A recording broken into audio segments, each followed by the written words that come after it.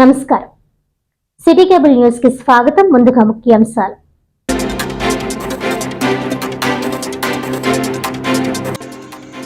కూటమి ప్రభుత్వ పాలనను విమర్శించే స్థాయి, నైతిక హక్కు వైసీపీకి లేదు. జగన్కు చిత్తశుద్ధి ఉంటే అసెంబ్లీకి వచ్చి ప్రజా సమస్యలపై చర్చించాలన్న రాష్ట్ర కార్మిక శాఖ మంత్రి వాసంశెట్టి సుభాష్.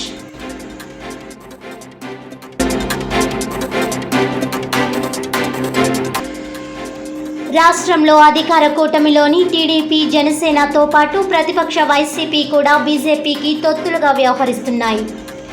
దేశంలో ప్రజలు సుభిక్షంగా సంతోషాలతో ఉండాలంటే కాంగ్రెస్ పార్టీ పాలన రావాలన్న ఏపీ కాంగ్రెస్ పార్టీ రాష్ట్ర అధ్యక్షురాలు వైఎస్ షర్మిల.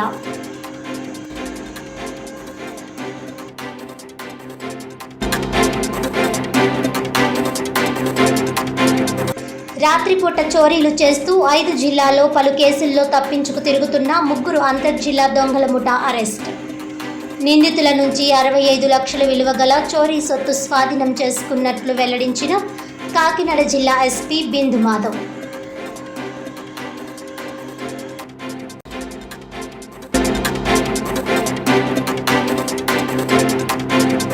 ఇక డీటెయిల్స్ చూస్తే, దేశంలో ప్రజలు సుభిక్షంగా సంతోషాలతో ఉండాలంటే కాంగ్రెస్ పార్టీ పాలన చాలా అవసరమని రాష్ట్రంలో అధికార కూటమిలోని టీడీపీ, జనసేనతో పాటు ప్రతిపక్ష వైసీపీ కూడా బీజేపీకి తొత్తులుగానే వ్యవహరిస్తున్నాయని కాంగ్రెస్ పార్టీ రాష్ట్ర అధ్యక్షురాలు వైఎస్ షర్మిలారెడ్డి అన్నారు. రాష్ట్ర పర్యటనలో భాగంగా కాకినాడ విచ్చేసిన ఆమెకు పార్టీ నాయకులు ఘనంగా స్వాగతం పలికారు. ఈ సందర్భంగా జిల్లా కాంగ్రెస్ పార్టీ కార్యాలయంలో కార్యకర్తలు, నాయకులతో పార్టీ బలోపేతంపై సమావేశాన్ని నిర్వహించారు. మాజీ ప్రధాని దివంగత పివి నరసింహారావు జయంతి సందర్భంగా ఆయన చిత్రపటానికి పూలమాలను వేసి ఘనంగా నివాళులర్పించారు. అనంతరం విలేకరుల సమావేశంలో షర్మిల మాట్లాడుతూ కాంగ్రెస్ పార్టీ బలోపేతం నిమిత్తం తాను రాష్ట్ర వ్యాప్త పర్యటనలు చేస్తున్నానని, అందులో భాగంగా కాకినాడకు వచ్చానని అన్నారు. నాడు చంద్రబాబు, నేడు కూటమి ద్వారా బీజేపీకి పూర్తి మద్దతు ఇచ్చి రాష్ట్రానికి రావాల్సిన అన్ని హామీలను గాలికి వదిలేశారని అన్నారు. గతంలో జగన్ మెడలు వంచి ప్రత్యేక హోదా తెస్తానని చెప్పి స్వార్థం కోసం బీజేపీకి తొత్తుగా వ్యవహరించి రాష్ట్రానికి అన్యాయం చేశారని అన్నారు. దివంగత సీఎం వైఎస్ ఏనాడు బీజేపీకి అనువుగా వ్యవహరించలేదని, జగన్ అందుకు భిన్నంగా వ్యవహరించి వైఎస్ పరువు తీశారని అన్నారు. కేంద్రంలోని బీజేపీ ప్రభుత్వం 11 ఏళ్లుగా హోదా ఇచ్చినట్టుగా, హామీలు అమలు చేసినట్లుగా, పోలవరం ప్రాజెక్టు నిర్మించినట్లుగా, అమరావతి పూర్తి చేసినట్లుగా బాబు, పవన్ ఊహించుకుంటున్నారేమోనని ఎద్దేవా చేశారు. రాజధానికి నిధులు ఇవ్వకుండా అప్పులు ఇస్తున్నారని, విశాఖ స్టీల్ ప్లాంట్ ప్రైవేట్ పరం చేయనని ఇంతవరకు ప్రధాని మోడీ చెప్పలేదన్నారు. సూపర్ 6 పథకాలు పూర్తిగా అమలు చేయలేకపోతున్నారని, రాష్ట్రంలో తల్లికి వందనం సంబంధించి 87 లక్షల మంది అర్హులు ఉంటే 60 లక్షల మందికి మాత్రమే ఇచ్చారని అన్నారు. నిరుద్యోగ భృతి ఇవ్వలేదని, మహిళా శక్తి పేరుతో 18,000 ఇచ్చే పథకం కూడా ఇంకా ప్రారంభించలేదన్నారు. ఉచిత బస్సు హామీకి తక్కువ బడ్జెట్ అయినా దాన్ని అమలు చేయలేదని, ఈ పథకం కాంగ్రెస్ పార్టీ అధికారంలో ఉన్న తెలంగాణ, కర్ణాటక రాష్ట్రాల్లో చాలా బాగా అమలవుతుందని అన్నారు. పోలవరం ప్రాజెక్టు ఎత్తు 45 మీటర్లు కడితేనే అది పూర్తి స్థాయిలో వినియోగంలోకి వస్తుందని నిపుణులు చెబుతున్నా కేంద్రం మాత్రం 41 మీటర్లు కడితేనే నిధులు ఇస్తామని చెప్పిన అంశాన్ని ఆమె గుర్తు చేశారు. ఈ విషయంపై పార్లమెంటులో ఏ ఒక్క ఎంపీ కూడా మాట్లాడకపోవడం సిగ్గుచేటని అన్నారు. గడిచిన 5 ఏళ్లలో జగన్ విద్యుత్ ఛార్జీల భారం ప్రజలపై 32,000 కోట్లు వేస్తే గడిచిన ఒక ఏడాదిలోనే కూటమి ప్రభుత్వం 17,000 కోట్ల రూపాయల భారాలను మోపిందని అన్నారు. కేంద్రంలోని మోడీ ప్రభుత్వం రాష్ట్రానికి ఇంతటి అన్యాయం చేస్తున్న పాలక కూటమి పార్టీలు, ప్రతిపక్ష వైసీపీ ఇంకా వారి విధానాలకు మద్దతిచ్చి తొత్తులుగా వ్యవహరించడం తగదని షర్మిల ధ్వజమెత్తారు. అనంతరం కార్యకర్తల సమస్యలు విని వినతి పత్రాలు స్వీకరించారు. ఈ సమావేశంలో కేంద్ర మాజీ మంత్రి ఎంఎం పల్లం రాసు, జిల్లా అధ్యక్షుడు మాదేపల్లి సత్యానందం, నాయకులు కామన ప్రభాకర్ రావు, చెక్కా నోకరాసు, నీరుకొండ సత్యనారాయణ తదితరులు పాల్గొన్నారు.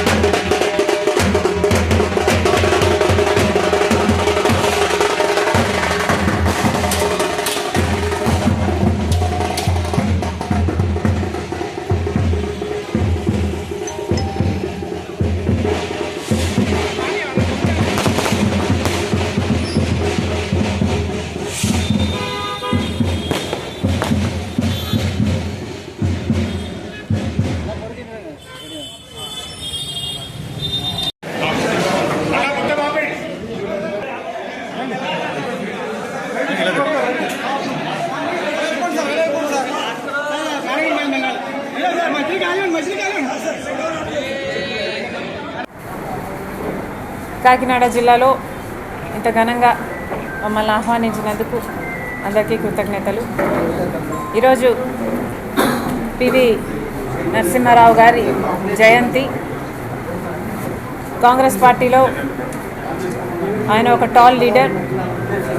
రాజీవ్ గాంధీ గారి ఎకనామిక్ లిబరలైజేషన్ విజన్ని ముందుకు తీసుకువెళ్ళడంలో ఆయన పాత్ర అయినా, మన్మోహన్ సింగ్ గారి పాత్ర అయినా ఎంతో ఉంది.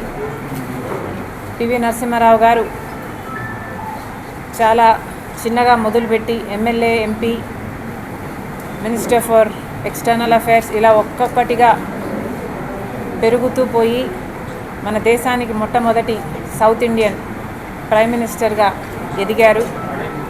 ఆయనకు మరొకసారి ఆయన సేవలను గుర్తు చేసుకుంటూ పివి నరసింహారావు గారికి ఘనంగా కాంగ్రెస్ పార్టీ నివాళులు అర్పిస్తుంది. ఈరోజు కాకినాడ జిల్లాలో కాంగ్రెస్ పార్టీ బలోపేతం కోసం ఇక్కడ కాంగ్రెస్ పార్టీకి సంబంధించిన విస్తృత స్థాయి సమావేశం ఏర్పాటు చేసుకోవడం జరిగింది. కాంగ్రెస్ పార్టీ బలపడాల్సిన అవసరం ఉంది. అందుకు కాంగ్రెస్ పార్టీ జిల్లా నాయకులు, జిల్లా కార్యకర్తలు అందరితో కలిసి ఈ సమావేశం ఏర్పాటు చేసుకోవడం జరిగింది. ఇక్కడ నాయకుల, కార్యకర్తల అభిప్రాయాలను, సూచనలు, ఇంకా వాళ్ళకి ఏమైనా ఇబ్బందులు ఉంటే ఆ ఇబ్బందులను కనుక్కోవడానికి పార్టీ అధ్యక్షురాలిగా నేనే ఇక్కడికి రావటం జరిగింది. రాష్ట్రానికి కాంగ్రెస్ పార్టీ బలోపేతం అవ్వడం ఒక కాంగ్రెస్ పార్టీకే కాదు, రాష్ట్ర ప్రజలకు కూడా ఇది ఈరోజు ఒక అవసరంగా మారింది. ఎందుకంటే ఉన్న పార్టీలన్నీ అధికార పక్షమైన, ప్రతిపక్షమైన, వైసీపీ అయినా, టీడీపీ, జనసేన అయినా అందరూ బీజేపీకి తొత్తులుగా మారి వారితో పొత్తులు పెట్టుకున్నవారే. మెడలు వంచి ప్రత్యేక హోదా తెస్తామన్న జగన్మోహన్ రెడ్డి గారు పూర్తిగా తన స్వార్థ రాజకీయాల కోసం అదే బీజేపీతో అక్రమ పొత్తులు పెట్టుకున్నారు. ఎక్కడ పడితే అక్కడ మద్దతు ఇచ్చారు, ఏ బిల్లుకైనా మద్దతు ఇచ్చారు. అదానీ, అంబానీ లాంటి వాళ్లకు పోర్టులు సహా ఎన్నో దోచిపెట్టారు. ఇక చంద్రబాబు గారైతే ఆంధ్ర రాష్ట్ర ప్రజలు వేసిన ఓట్లతో, ఆయనకున్న బలంతో ఇప్పుడు మోడీ సర్కార్ని నిలబెట్టిన వాడు చంద్రబాబు గారు.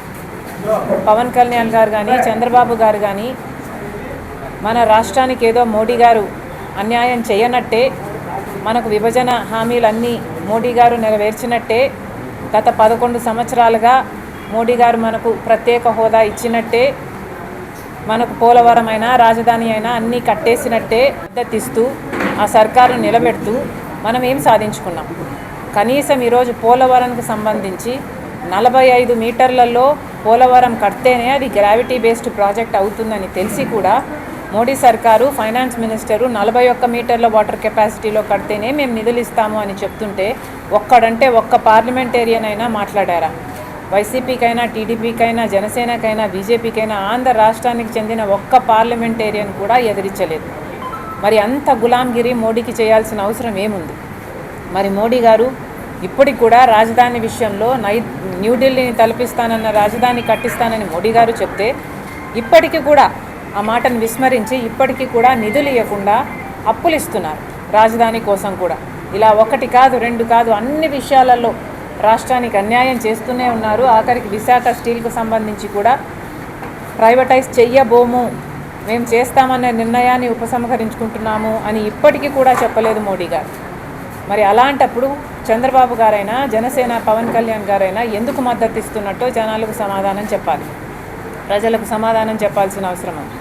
ఇలా ఉన్న పార్టీలన్నీ మోడీకి తొత్తులుగా మారాయి కాబట్టే, మోడీకి గులాంగిరి చేస్తున్నాయి కాబట్టే ఒక్క కాంగ్రెస్ పార్టీ మాత్రమే ఈరోజు ప్రజల పక్షాన నిలబడి మోడీని బీజేపీని ఎదిరించే సత్తా ఉన్న ఏకైక పార్టీ కాంగ్రెస్ పార్టీ కాబట్టి ఈ పార్టీని బలోపేతం చేసుకోవడం మన రాష్ట్రానికి కూడా చాలా అవసరం. ఎందుకంటే 11 సంవత్సరాలుగా బీజేపీ మనకు ప్రత్యేక హోదా ఇవ్వలేదన్న విషయం మనం అందరం చూస్తున్నాం. మన రాష్ట్రానికి ప్రత్యేక హోదా రావాలన్నా, విభజన హామీలలో ఏ ఒక్క హామీ నెరవేరాలన్నా ఈరోజు కాంగ్రెస్ పార్టీ అధికారంలోకి వచ్చి రాహుల్ గాంధీ ప్రధానమంత్రి అయితే తప్ప ఆంధ్ర రాష్ట్రానికి ఒక్క విభజన హక్కు కూడా నెరవేరే పరిస్థితి లేదు. కాబట్టి కాంగ్రెస్ పార్టీని బలోపేతం చేసుకోవాలి. బలోపేతం చేసుకునే దిశగా ఇప్పుడున్న చంద్రబాబు గారి సర్కార్ని కూడా ఎండగట్టాలి. చంద్రబాబు గారి సూపర్ 6 అని చెప్పారు. సూపర్ 6లో అన్నదాత సుఖీభవ కాస్త ఈరోజు పొద్దున పేపర్లో చూసాము, అన్నదాత దుఖీభవగా మారింది. ఎంతమంది రైతులు 43 లక్షల మంది రైతులు మన రాష్ట్రంలో ఉంటే కుదించి వడబోసి 47 లక్షల మంది రైతులకే ఇస్తారట. మిగతా 45 లక్షల మంది రైతులకి అన్యాయం చేస్తున్నారు చంద్రబాబు గారు. ఇది అన్యాయం కాకపోతే ఏమంటారు? మీరు ఏదైనా హామీ ఇస్తే మేనిఫెస్టోలో చెప్పినా లేక సూపర్ 6లో చెప్పినా మీరు అధికారంలోకి వచ్చిన వెంటనే అన్నీ అమలు చేస్తారని ప్రజలు అనుకొని మీకు ఓట్లేస్తారు. కానీ ఇప్పటికి 1 సంవత్సరం గడిచేపోయింది. అన్నదాత సుఖీభవ ఎవరికీ ఇవ్వలేదు. ఇక ముందు ఇచ్చే వాళ్ళకు కూడా సగం మంది రైతులకే ఇస్తారట. ఇది ఎక్కడి అన్యాయం అని అడుగుతున్నాం. తల్లికి వందనం పేరు మీద కూడా ఇస్తాము అని చెప్పారు. అది కాస్త సాగదీసి 1 సంవత్సరం ఎగ్గొట్టి 87 లక్షల మంది పిల్లలకి ఇవ్వాల్సి ఉంటే 67 లక్షల మందికే ఇచ్చి 20 లక్షల మందికి మళ్ళీ మోసం చేశారు. సూపర్ 6 కాస్త సూపర్ ఫ్లాప్ అయ్యింది అనక మరి ఏమనాలి? నిరుద్యోగ భృతికి 3,000 రూపాయలు ఇస్తామని చెప్పారు. ఇంతవరకు ఒక్కరికి కూడా ఇవ్వలేదు. ఒకరికి ఉద్యోగం వచ్చిందా అంటే అది లేదు. మహాశక్తి నెలకు 1,500 ప్రతి మహిళకు ఇస్తామన్నారు. ఇది చాలా హెవీ బడ్జెట్ స్కీము. అంటే సంవత్సరానికి 18,000 రూపాయలు ఇవ్వాల్సి ఉంది. కనీసం 1,80,00,000 మందో లేకపోతే 2 కోట్ల మందో మహిళలకు ఇవ్వాల్సి ఉంటుంది. ఒక్కరికి కూడా అసలు మాట్లాడటమే లేదు. ఇప్పుడైతే P4కు లింక్ పెడుతున్నారు చంద్రబాబు గారు. ఎన్నికల మీద తిరిగినప్పుడు సూపర్ 6లో P4కు లింక్ పెడతామని మహాశక్తి పథకాన్ని ఎక్కడా చెప్పలేదు చంద్రబాబు గారు. ఇప్పుడు ఎన్నికలు అయిపోయింది, గెలిచేశారు, జనాలతో అవసరం తీరిపోయింది. కాబట్టి ఇప్పుడు ఎక్కడ పథకం అమలు చేయాల్సి వస్తుందోనని ఇప్పుడు P4కు లింక్ పెడుతున్నారు. ఇది అన్యాయం కాకపోతే, మోసం కాకపోతే దీన్ని ఏమనాలి? మరి సూపర్ 6 సూపర్ ఫ్లాప్ అయ్యింది అనకపోతే మరి ఏమనాలి? ఉచిత బస్సు ప్రయాణము చాలా మినిమం బడ్జెట్ 300